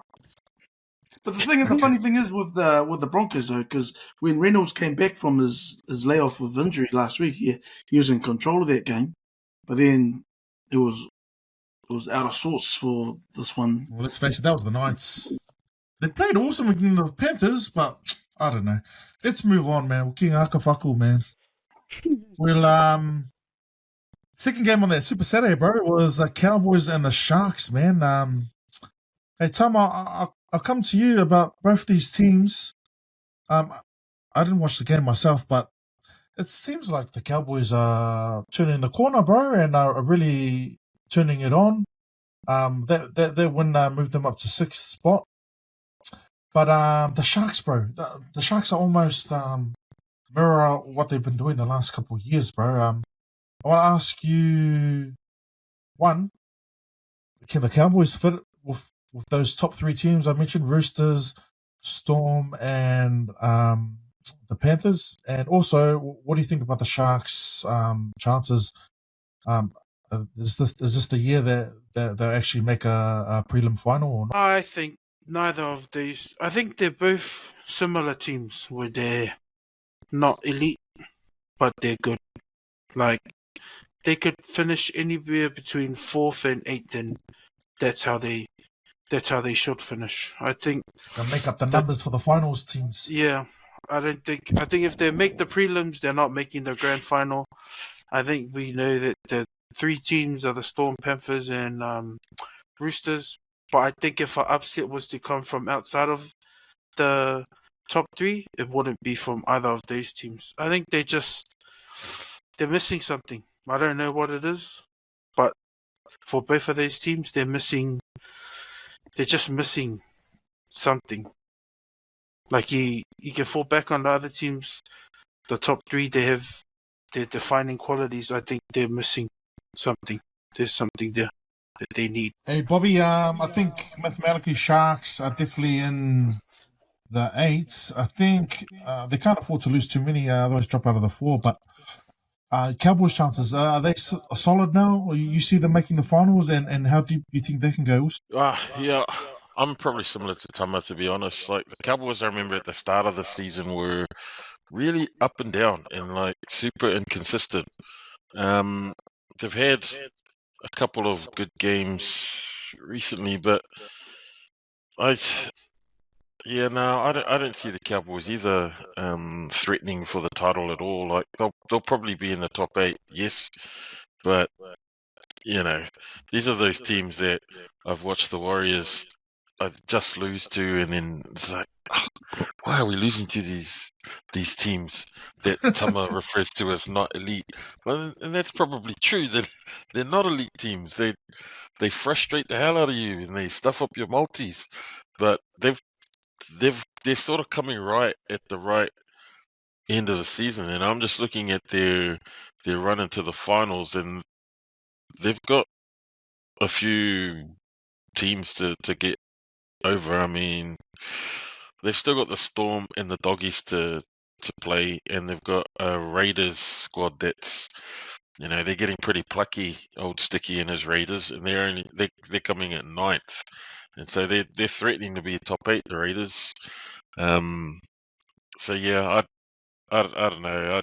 Cowboys is, for me, is a team in my mind should not be there because they've been far too inconsistent this year, and they've gone from close games of Penrith and then getting blown out of the park by like Titans or something this season. So just way too inconsistent. That's been the story of the Warriors too, but man, I can't dog my Warriors. Shot boys. On Saturday night, rendered out by probably the match of the round. Roosters 34-30 victors over the Sea Eagles, and man, what an awesome game, bro. I think this game, out of all the games, probably showed a bit of finals kind of flavour to it. Rog, fucking Roosters come out. I think it was 4-0 at the start of the game. It was like, I was thinking, umai season of the Sea Eagles, but too much talent in that team to not come back, bro. And they came back really well, man. And man, what was it that half that came on? Oh no, the hooker. Chan Kum Tum. Gordon. Yeah, that name. Apologies. Must be saying a Samoa name. But do you see him at the end, bro? Almost won the game for them, man. How'd you see that game, bro? And I know you're gonna have a little bit of a rant about the refs here, but let's keep it to 5 minutes max, bro. Let's review that game. Also, what do you think? No, what was interesting because throughout the season, there's been the 18th man activated a number of times this season, and no different this time with Garrett getting a head knock, and then Jason Saab also failing his HIA. Yeah. So activated. I'm not sure what the regulation is within the first 20 minutes, or is it half time? First half, you can activate your 18th man. I don't know. But anyway, Fualalo got activated, and he was on in jersey 19 on the wing because, he had to come on for Saab. And isn't it? Hold up. Let's get this one straight. Isn't it Faulalo? Faulalo. It's Fools, mate. Faulalo, bro. And congrats to Faulalo. Faulalo, sorry. Yeah, I had it spelt. The U was in the other. Sorry. Yeah, Faulalo, and he scored a try on. I think it's the second try, or was that his debut? No, he had debut a couple of weeks ago, so that was his. Young Hummel come up. Yeah, so it was good. And he to be 18th man, sheesh, not all the time you get activated, so he was in the. You think that was that was a big out? Not excuse, but had Saab and Garrick stayed on, you see the Sea Eagles coming home strong, winning that game. Oh, I think it was always going to be because when you look at it, we had 3 intercept tries. They brought us back into the game. So 3 intercept tries when the Eels were on fire. Just a little bit, we were able to sort of capitalise and reading that pass. Daly Cherry Evans showing at 35, he's still got good guns. But good to see Turbo back to top form. Yeah, but then Victor Radley, like I mentioned, was trying to take him out, in the 65th minute, so. But, it was an exciting game. Even the commentators were excited. They're saying this is, like you mentioned, grand final all over in terms of the feeling, grand final feeling. We're getting close to the business. We're just talking about finals here, bro. Ain't no GF Grand here yet. final. It's 2013 was the grand final, the same stadium, same two teams. Bruce just took it off that day too. I asked Tama and Bob about whether the previous teams whether those teams can foot it with the top three. I think Sea Eagles genuinely can foot it with the top three on their on the top of their game. They've got some stars in their team, on any given day to beat the Panthers and the Storm. Tama, do you think is that fair or what do you reckon? That's a fair assessment. I agree. They'll be dangerous, in the eight. Yeah, when I said teams outside of that four, I was thinking about the Sea Eagles because they've already beat the Panthers this year, and there's no excuses there. They just came out and they just speed. The Warriors. Speed kills. Yeah. But you got to break out the calculators for the Warriors to to make the 8. But I reckon it's the speed. I mean, I don't know how long Saab's out, but if Saab's back, and then you got Kohler, I think the Eagles have got speed. It was a crucial loss. Sort of started to be back by round 23. Garrick's important because of his goal kicking as well, but obviously he's good. He can play centre, wing. Then you got Jason Saab. They're both sort of looking at coming back in round 23. Matthew Lodge, I like him in the up in the middle as well. He's out until 24. But, the Warriors lost him, mate. We took him, mate. We got him. Then what I'm excited for is Lehi Hopuate. I've had a bit of a broken eye socket, fractured eye socket a couple of weeks back. And he's back in round 25, just in time for playoffs, so. Hey, we don't even have Kohler there either. So he's injured as well. Yes, we'll see, yeah. But, you mentioned Hopuate. Interesting, because we last time I was on the show, bro, I was putting the boot into the commentators for mispronouncing his name, and we actually had some feedback on our social media, bro. That it possibly is Lehigh because that's how you pronounce it. Because I don't know if any of you guys are Mormon scholars, but apparently there's a Mamonga name in their own. But I might have it wrong, bro, because it's spelled Lehi. I just presumed that's a Konga name, but yeah, we had a comment from one of our social media. We're pronouncing it wrong. Yeah, so if we can have anyone correct that, you probably already know if you're a listener here, we do zero homework on anything. But yeah, sorry to interrupt you, Ross. Just quickly, I just want to mention about the Sea Eagles.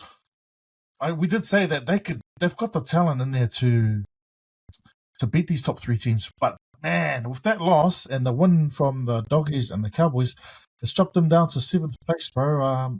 Rog, you safe and that they can make the 8 comfortably? Well, it's not comfortable, but you think they can make the 8? Yeah, we can make the 4. Oh, you guys are about. Oh no, it's just only 2 wins outside of the 4. It's that close. Tama, Sea Eagles in the 8 for you? I think they're in the 8. Definitely in the 8. I don't know about the 4. I think Bobby, you have to borrow the calculators for that one. Yeah, these are one of these teams that you hope don't make the 8 Eagles.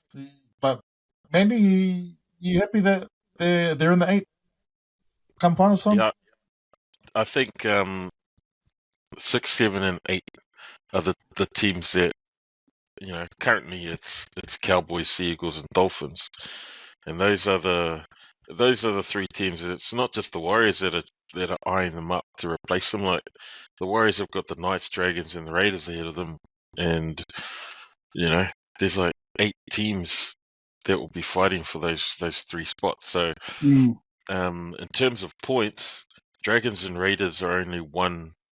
They've got the same points as the Dolphins, and they're only out because of point stuff.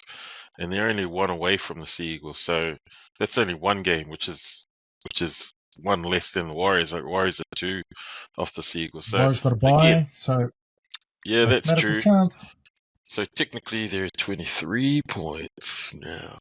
But I mean, all of these teams that are ninth down to where the Broncos are, they all have to win their remaining games. So to even stand a chance of pulling that calculator out. And I don't know, man. Have you seen the Warriors run into the finals? They've got like the hardest draw Yeah, that's it. heading into it. So it's like, okay, what the? Like their draw is super difficult, and that's why my heart hopes that they make the 8, but my head is telling me that there's no way that the Warriors are gonna make it into the 8 unless they have a run like they did last year. So yeah. Moving Not on losing the to. faith. Sorry, bro. Go. I know, I was just saying, I'm not losing faith. It's just being Being realistic. realist. Sunday's game, bro. Had the Panthers winning over the Dragons down at Wollongong, man, and this was quite scary from the Panthers how they can just turn it up, especially against Dragons at home, who fighting for a place, man, in the finals. Just goes to show how there's almost like a little separation now, in the teams that are right up there and the teams that are just making up the numbers. But Tama, we'll pump up the Panthers here to start with, bro. Man, this 5-peat's looking quite likely, bro? I don't know. Just trying. I don't know. I mean, you never know. But this is the typical for. I think Ivan Cleary's got it. Got their timetable down pat. Nathan comes back after Origin with his mysterious Origin injury, and the wheels Are they start turning. peaking too early, Oos? Nah. I think they just come right at the right time. I don't think you've seen the best from them yet.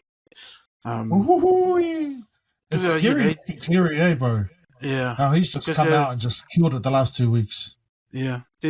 Cleary's still just coming into form now, and they get Edwards back and a few more key forwards. I just encouraged by the young fellas, Trent Doyle and Casey McLean. They're 19 years old, and then the centres, they got Alamoti coming back, and I think once the combinations click, I think that's what we were seeing on Sunday.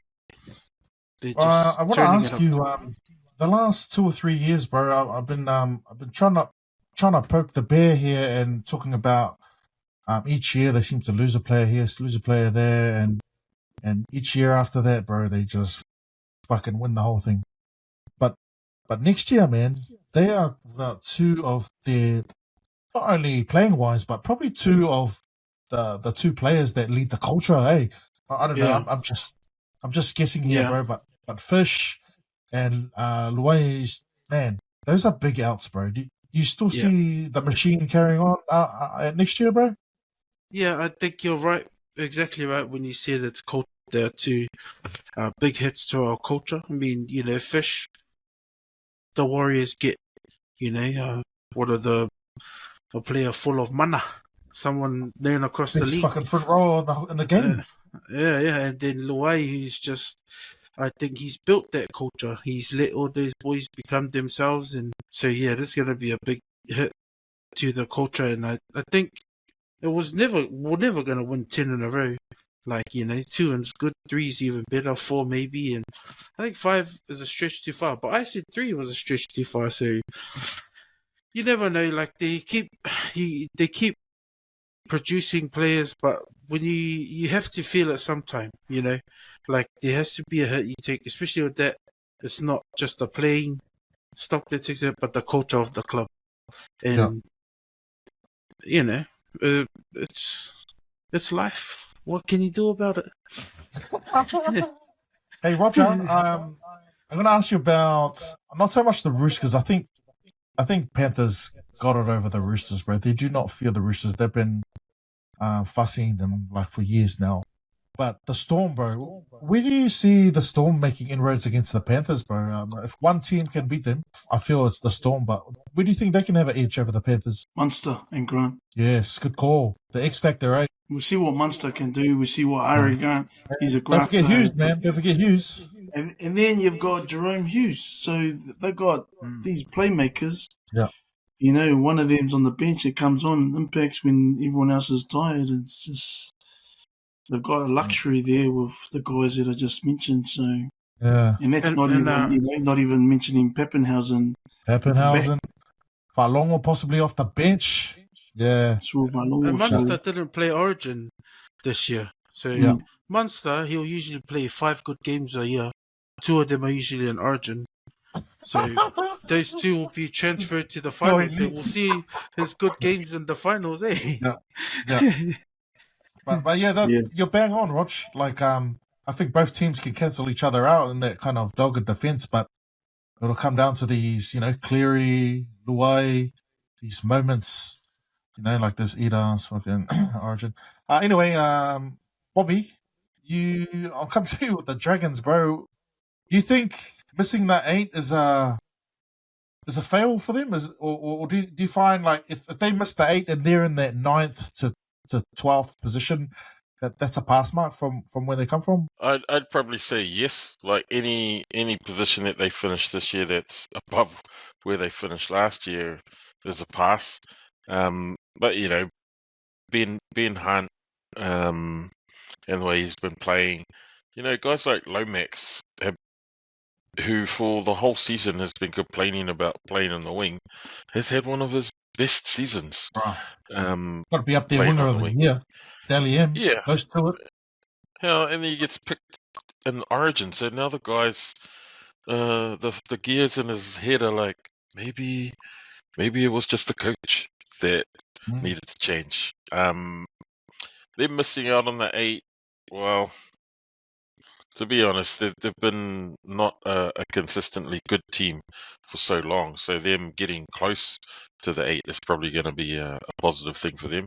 Just going back to that Panthers Storm thing, I think that the reason why those 2 teams are super similar is because they have super similar cultures. Like those 2 clubs have built winning cultures over the last, Melbourne Storm since forever, but Penrith, the last 5, I'd say 6, 7 years, like they were rebuilding, and then they've just been the go-to sort of team culture, and you see it when they play. Like you see when Storm play, when Penrith play, it just feels like those teams are going to play and win a game. Whereas you have teams there on the bottom end, like the Tigers on Friday. You see all of those players sort of run out and they're dragging their ass around the field. The intensity is really low. And that's the reason why I don't think the Warriors are going to make it, because the Warriors had maybe 1 or 2 players that were up there, but the rest of the sort of intensity of the team was almost on par with what the Tigers were giving, where you have teams at their other end, like Panthers and Storm, that are like every game where they play, and the Roosters are probably up there too. And teams like the Dragons and that, nah, all those teams are just making up the numbers, to be honest. It feels like it, at least. Hey, Roger, moving on to the second game on that Sunday, bro. Titans, I don't know if you'll say upset winners. Oh, yeah, you can say upset winners, man, over Dolphins. Supposedly Dolphins home ground, bro, but we'll probably be full of both fans there, man. 21-14 over the Dolphins, bro. What do you make of one, the Dolphins' chances, and Titans are like, they're going to start a run here and put pressure on the 8, or are they just like a really good bad team? The Titans, but the Dolphins, because they were in the, like you say, they were in the 8. They were 7th at that time, and then losing. So it was a bit of an upset. Just clinging on to the 8 from points differential. I think they're in 8th spot. Yeah, so they were 7th, so they've dropped 1 placing, but they needed to win that game, which I believe they should have on paper. But then you had Dave Fifita And Kieran Foran pulled out a first ever drop goal in his career, was it? I think This it's is the first one. True. first one in his career. So just moments like that. But they had, Just to rub it in. good moments throughout their game. But I don't think the Dolphins were short of any opportunities that could have brought them home too. And then the missing Aitken, who's out, I think, for a wee while. Do you think the Dolphins can hang on to the 8th spot come end of the round robin? I don't know what their run home is like. There's a few more games, eh? There's about 5 more games for them. Yeah, they got the Roosters next. They've got the Warriors after that. So they've still got a chance of clinging in, but like I say, that's really congested. That bottom half of the 8. It's anyone's. You could drop out. You got the Raiders and the Dragons are ones that can find them their way back into the 8. So it's going to be tightly contested right through to that last round. Tama, just quickly, Dolphins they got it in them to maintain the 8th spot. No, I don't think so. That's all. Well, if you look at the teams outside of them, The Raiders. Raiders, you think Raiders will take their spot? I think the Raiders take their spot. Yeah. And I think, depending on Cowboys how good you maintain are, their 7th spot. I think it looks how it is now. I don't think the Dolphins will stay. And unless those calculators are working and the Warriors make it. But I think the Dolphins out Raiders in. Speaking on of the calculators, ITs. we'll go to Bobby, who's probably going to try and work it out to try and fit the Warriors in there. But Bobby, you think outside of the calculator, do you think just on their performance, Dolphins can maintain their spot in the 8? And then if not, who comes in? Yeah, Raiders for me. They've got a bit to overcome though, because if they, like the Dolphins, if they win the rest of their games, their points differential is minus 71. So that's going to factor into it. I mean, if the Raiders are going to leapfrog the Dolphins, they need to get over that. But also, I don't think the Dolphins have the depth to stay in the 8 if they continue to pick up injuries to key players. So which is what's showing out at the moment, eh? Yeah, they don't have the depth. I'll throw my 5 cents in there. I too don't think the Dolphins get in, and because of that, the mighty Broncos will just creep in. 8th spot. I've got to say though, for the Dolphins, for their for a team that's coming, for a team that's in their second season, they're doing really well. Oh, yeah. So, The same as last year, though. Same as last year. I think they've done well throughout the season, but as the season gone on, like Bob mentioned, just maybe that depth is testing them. They've held on longer this year than they did last year. Yeah, They've been top 8 the whole season. But, Bobby, you made a mention of, the Dragons, their season be considered a fail because of, where they're finishing. Success that they've finished higher than where they finished last year. Can you apply the same to the Warriors? If they don't finish where they finished last year? Because they finished, they were 4th or something last year. Yeah, they were 4th. This is not already a fail, bro. Really? It's interesting because if you look at it in terms of the ladder, then definitely it's a fail. But if you apply things like sold out all their home games this year, all of their merch is sold. No. I'm applying like a different. Yeah. Not just about this is about the future of the club that looked like it was in turmoil during those COVID years. Even before COVID, Bob. COVID. So I remember before COVID, if the Warriors had this many losses, the home games would have been super empty, like hardly anyone coming to the games. But this year has been real different. Like, even though we're not top 8, we're not 4th, we haven't gone on this streak of wins, but people are still turning up to the home games. Like, the queues for the merch shop sells out every home game, and I'm like, flipping heck, it took me ages to get my jersey because there were none in the shop. I was like, flipping heck, who are these bandwagon mofos that Mm. don't come and have bought all the beanies?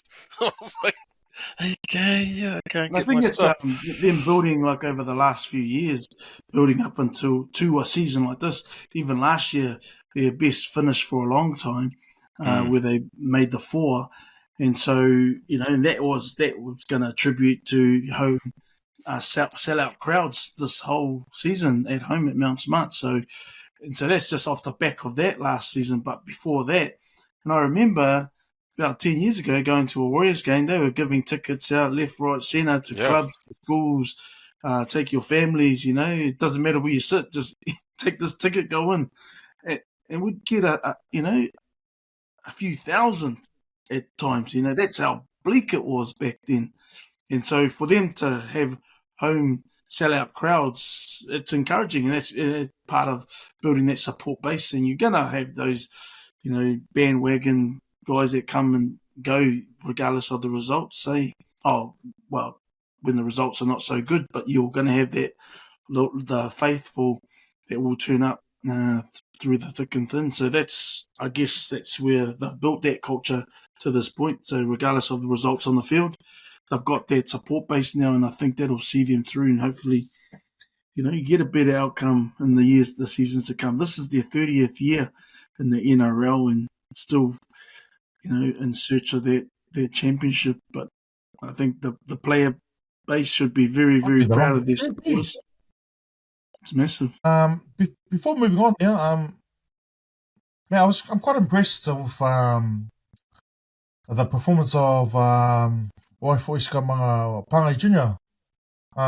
Especially after taking a year off, and like we always know the talent of this guy, bro. But he's yeah, true, half a year.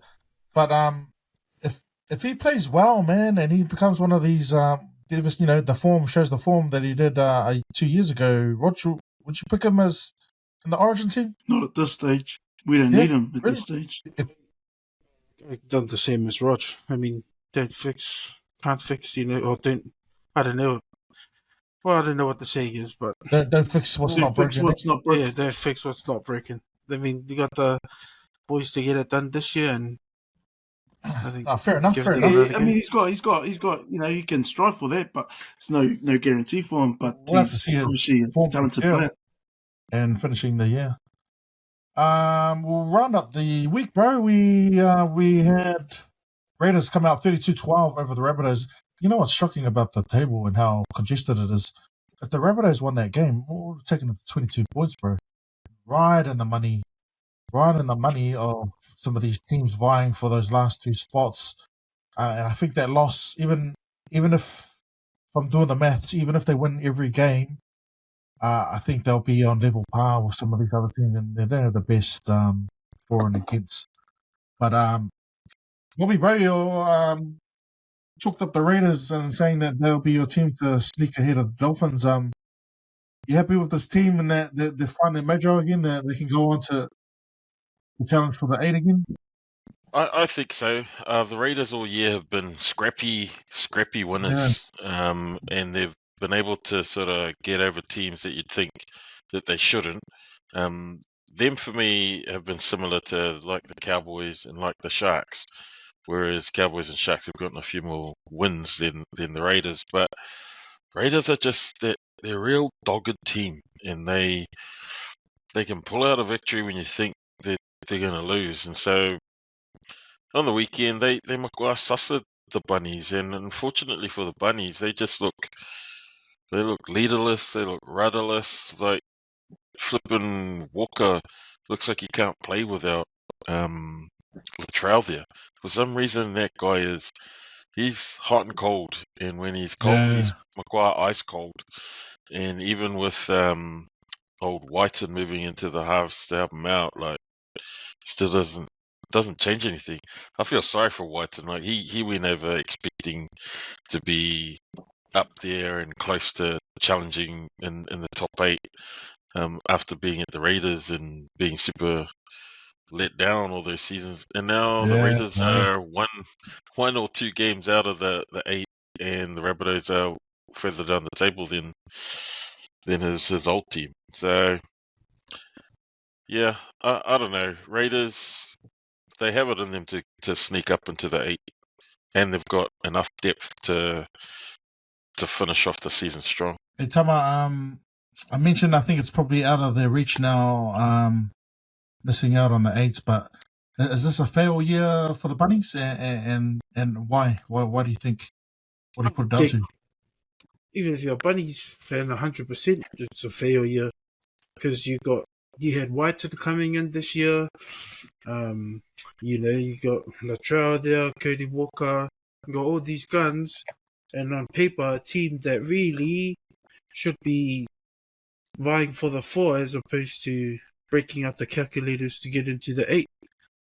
So I think fans and people like will see it as a failure, or not a failed year for them, and one that they can look to rebuild for next year, because I think they underperformed from what they could have been, and they lost the coach in the middle of the year. So I think it's not achieved. I think there's no fails. This is not achieved in NCAA these days. I'll say around here. Any of the teams not the 8 that can crack the 8s. Do you feel the Raiders can be one of these teams to crack the 8? And which out of the Eagles and the Dolphins will come out? Was it me? Yeah, sorry, Roger. Yeah, that was the one that was thrown out to you, bro. I know the Raiders and the Sea Eagles, they're playing next against each other this weekend. So it's a crucial game. Yeah. It's one of those ones because you've got the Raiders are knocking on the 8 there. So they could have a good run home to try and get into the 8. So real crucial for the Seagulls. Again, obviously not jumping ahead too far and saying that they can make the 4, but they've got to secure a place in the 8 first. So taking out the Raiders, and they've got the Warriors, Sharks in their final run home.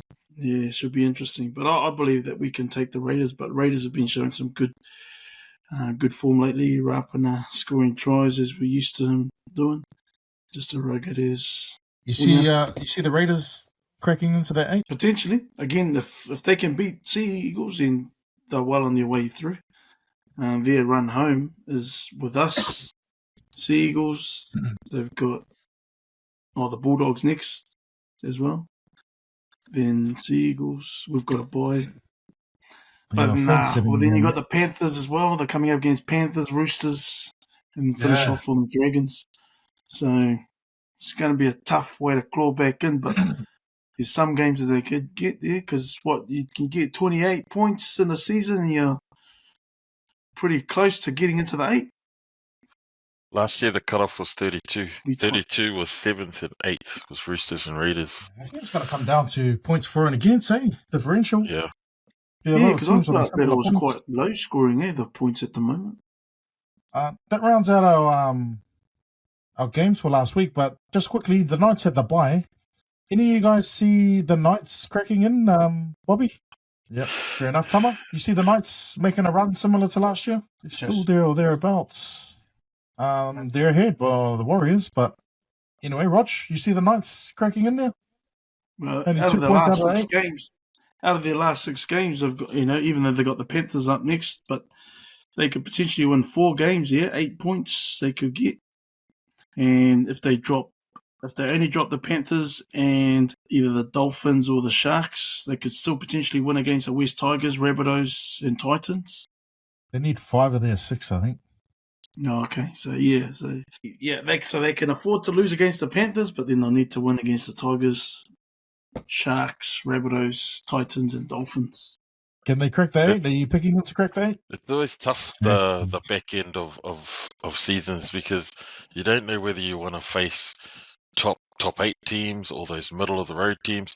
But for me, I reckon you got to stay the hell away from those Whatlanga Mea bottom of the table teams because they've got nothing left to play for, and then they just come and play freaking Fiji style and score. You got players just playing for their contracts. You've got players just playing for, pride in the jersey. So that's where the Titans will be a Whatlanga Mea. Knights could even potentially be a Whatlanga Mea team. Rabbitohs definitely will be a whaleanga mea team. Yeah. So they're dangerous, when normally, given the form of some of these top 8 teams, they should easily win against these bottom 8, but then we've seen it before. Their seasons can get undone by the teams in the bottom half. Shot, boys. Good rap, man. Good rap. Some good pointers there, man. Like, man, it's gonna be a fucking tight finish to the, I think even from 13th, I would say, Broncos up to 7th. Everyone's in for a chance. We'll do a quick fire, well, not so much preview, but we'll just spit out who you guys got, win or lose. So we're going to start the round 22, Thursday night. Tigers against the Cowboys at Leichhardt. Tama, who do you like? Anybody facing the Tigers? Even Leichhardt, eh? Even, Cowboys? Cowboys. How much? Bobby, who you got? Tigers, Cowboys? Cowboys. Rog? Cowboys all around. I will fifth that. Friday night, sold out Go Media Stadium or Go Smart. Start with you, Bobby. Warriors versus the Eels. Is the Eels going to be whaleanga mea or Warriors trudging along? Eels will be too slippery. Bobby, Warriors by how much? Warriors to win that. 13 plus. Yep. Good call. Clock starts back. Tui Vasa on the wing, so Roger will have a big one because he'll be Ika. Tama, who you got, bro? I got the Warriors. SJ back as well. Go Media pumping. I got the Warriors. Up Is the ones. SJ back? Is Sean Johnson back a good thing for the Warriors? Or? Yes, good question. Johnson, we've got Nickel Clockstar, probably close to their top team, bro. But yeah, are Eels capable of whaling a Rog? What do you reckon? Yep. That's what they're there for this year. Oh, you picking the Eels? Yeah. Too slippery for the Warriors. I think that's like local Leanga ones over the Warriors. But fair enough. Yes. Depends on Second game Friday night. Dolphins versus the Roosters. What we got? Oh, Perth. Random one. Dolphins against the Roosters. Rog, start with you, bro. Who you got? No, Dolphins will be ruining that loss last week, so they'll be putting in a good shift, but I believe that the Roosters will be too strong. Oh, shit, I thought you were going to go with just building up the Dolphins. Just there started that way, then veered back. Dolphins, Roosters, Tama? I got the Roosters. Too good. And Dolphins, just, I don't even know what's up with them at the moment. Bobby? Roosters. Yeah, Roosters back to full strength, man. Manu's back. Well, I lie. They're missing big JWH, but yeah, I must say Roosters as well. Because Dolphins going to drop out to make room for the Bronx. Which leads me to Saturday's game. Big one for both teams. Down at Seabus Super Stadium, only 20 minutes here from me. But 14th Titans versus the 13th placed Broncos. Tama, who you got, bro? Because game 1 of the finals for Lekolia Cup. And I got the Broncos and taking out LKC round 1 game. Bobby? I think this game's going to go down on the wire, but I'm picking the Titans in this Queensland derby. Who you got, Rog? Yeah, Dave Fitz are going to put in a man of the match performance. Titans. Okay. I think to get them into the Kaulia Cup, I think the Broncos will win this one. And if they don't, I'm not fucking coming on this fucking program for the rest of the year.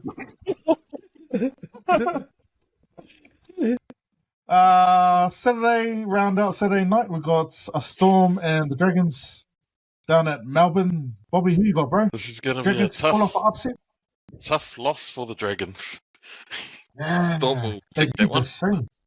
They need this one. Tama? I think Dragons to bounce back. Upset of the round right here. Ooh. Putting aside all my hate for the Storm, there's nothing. I was just gonna say, bro, that's just not. It's not like a Mafalfa one. It's more from the heart. Like you want them to lose, so the Panthers can be confident, eh? I hate the Storm. So They can feel I can feel Roger? Jones' Jandor coming off right now. He's throwing it across the Tasman to you. Nah, Storm, too strong. Yeah? No upset win here? No Whalaanga man here? Nope. Storm gonna... Yeah, too I must clinical. say the Storm as well, bro. Too good, especially... Wait, yeah, it is Army Park, Melbourne. Oh, we've got Sharks and Rabbitohs, sorry. Apologise. That's the last game of the Saturday night. Sharks and the Rabbitohs at PointsBet Stadium. I think it's the Sharks home ground. Roger, who you picking, bro? Ooh, Rabbitohs for an upset. Yeah, it's hard to see who's favourites here. I'm still no Hines. Bobby, Sharks and the Rabbitohs at PointsBet. I don't care too much about this game, to be honest. And if Souths continue to pick Tane Milne, who's been playing like absolute rubbish the last few weeks, then the Sharks will win this one. The last few weeks, the last... this guy's very entertaining to me. I hope he does another brain explosion incident. Someone should target him. Movement one. My son has been hating on the Rabbitohs because they keep picking Tane Milne. He's like, is there anyone else that they can select? You know what's funny about Rabbitohs? You've bombed the try, and you know you were short. you still try and cover up the fact that you were greedy nuts. But anyway, we'll move on. We've covered that. Tama, who you got, bro, in this another Lekolia team game here? Top 14 there. So I guess there's someone for something to play off or play for. I go for the Oregon Sharks. I'm picking the Rabbitohs upset. Speaking of upsets, possible one coming up on Sunday. I think the Knights are capable. I think in their history they've been able to, but they're $6.05 underdogs against the Panthers. Roger, you see Put your money on the Knights. You're going to get a good return. Knights for the upset. Thanks, brother. He's backing me, Bobby. Who you got? No, I think the Panthers are going to be too strong for the Knights. This one. Summer, is a miracle going to happen and Penrith going to chop one, or? We got a few out. Fish out. Yeah. Edward's still out. That being said, Panthers by 20. But the real thing to watch in this game is the fullback making his debut. His name's Isaiah Yungi. He's somebody that has had big raps on him for a very long time in our junior system. Panthers Junior? It's somebody I think will play rep footy sooner rather than later. Nice. Be cool. It was him and Katoa at the Dolphins, where the guns everyone was talking about. Big raps on this fella, and I think they could have debuted him sooner, but they're trying to bring him along slowly like they did with Hopgood. As I said 2 years ago, would play Origin and played Origin this year. I think this is one to watch. And what is it? Isaiah Yungi? Yeah, Isaiah Sounds like a Cobbo, eh? Yeah. I think he already played MMT. Sick. Congrats to him and his family, man. Always good to pump up young up-and-coming Islanders, man, coming through the game. Last game of the round, man. We got Doggies and the Raiders. Oh, that's going to be a big game, man, at Balmore as well. Both teams, in the running in that 5th to 13th spot. But, Bob, who you got, bro? Doggies, bro. They're coming up. The Dogs at the right time of the season. Fair. Rog? Just to make things interesting, the Raiders continue their run. Hey, that's $10 bet. You'll get fucking win the lotto there, mate. Tama? Doggies and Raiders at Balmore? I'm on Roger's multi-ticket. I think Raiders will get it done. I think since Fogarty's come back, they look kind of a little bit more organised and, I think the Raiders will pull this one out. Shot. Good call, man. Good round, good preview, good review. Good to have you boys on, man. Tama, Bob, Special Watch, mention any to last words? Sorry, what was that, bro? No, sorry, you can. Oh, no, I was just saying, man, any last words before we round it up, bro? Oh yeah, for me, for that game, for the Raiders to upset the Bulldogs, is going to be an awesome finish to the NRL week because it's also Papali'i's 300th match. Oh no, is that this week or next week? There's a. Oh, sorry. So Get it, fact check, Security. man. Get this. How many times have I I think told you there's a- stop drinking wine before you come on, man? There's a 250. There's a 250 match. I can't Who, remember Isaiah who. Papali'i? No, Isaiah Josh. Papali'i. No. Papali'i. Oh, Josh sorry, my bad. Papali'i. His 300 matches coming up, but I think it's. Not this week, the week after. But there's a 250 or a 200 match this week. Thanks for your last word, Roger. Bobby, any last words? Hey, can you edit that out? I'll come in again last week. Edit that out, Tim. Yes. We're trying to work some miracles. And Delete edit some. Delete. Shout out to Henry Nichols and the Richmond Rovers. He took out the minor premiership for the Fox this year after they beat. Who did they beat in the weekend? I can't remember who it was that they just beat in the weekend. But they've secured top spot heading into the finals. And also to all the young women out there who are playing rugby league, round two going to be all about you guys, ladies. Women in league round, I think it is, round 22. Oh, nice. Good call. Because there have been some really good NRLW games recently. Shot, bro. Tama, any last words, bro? Any shout-outs? Shout out to Hens as well. Well done to the Rovers there. Friend of the podcast, I guess, and good friend to Isaiah. He's coaching for a long time, and hopefully they kick on and win the big one. Shot Mouse. Rog, I know you had a bit of a rant there on little stat that's not even happening until another 2 weeks. But what you got, bro? You got a last comment, last shout out? Yeah. Chan Kam Tong. And also Paulalo. I think, making special mention to pronouncing names right. And I did look up Lehigh in Utah is the name of the city, and it's also in the Bible. But yeah, I believe his name is Lehigh. Lehigh Hopawate. So just want to rectify my wrong. Now, shot. Was that another big red book of yours? What this one?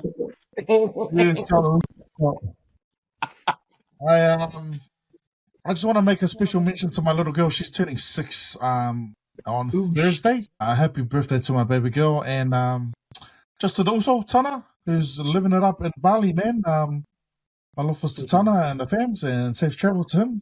He'll be back next week, providing a more quality episode. But thanks for listening, everyone. Thanks to my guests, Bob Savalio, Tama Kalava, and Eats Facts, Roger Fualitoilo, for joining me here on today's podcast.